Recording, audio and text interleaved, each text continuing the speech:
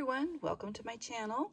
I wanted to share a basket that I had made, and this was my first basket I have made, and I wanted to tell you how I did it. I used this cotton rope I got at a Hobby Lobby.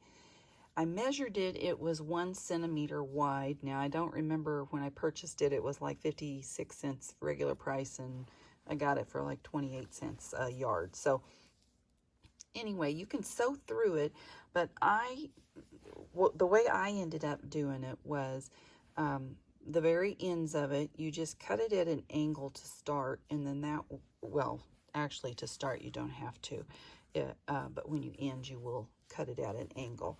But you want to cut fabrics 1 inch is what I used, and I tore them instead of cutting them because I wanted this frayed look around the edges.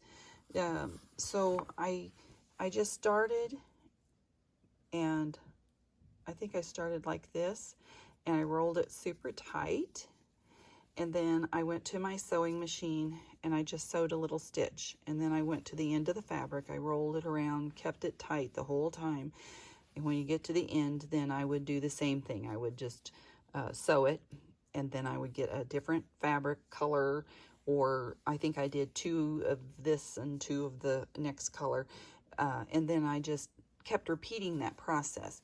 So you want to start real tight in the bottom, and I just started winding it and around.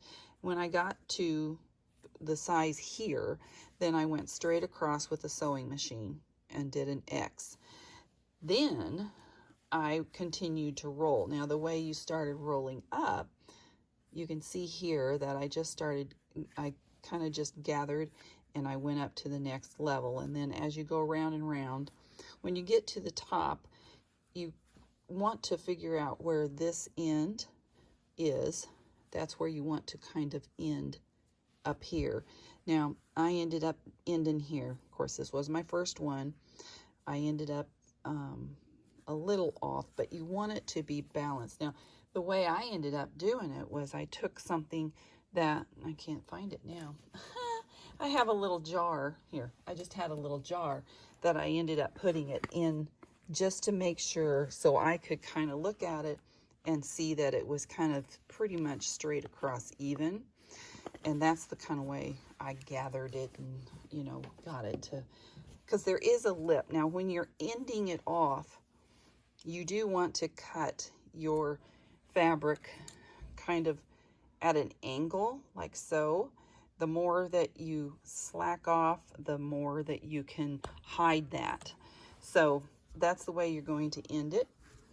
To add my handles here, I went around it, and then I used Aunt Lydia thread, which if you're not, that's just the crochet thread.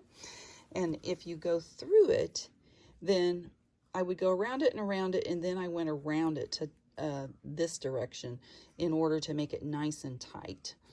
And I just eyeballed it where it needed to be. I did end up stitching. When I stitched through it, you're going with the thread, and I used a crochet needle. I would just go around it all the way around, 2 at a time. And then the next layer, when you start going up, then you catch the next layer. So then you'd go 2 up again.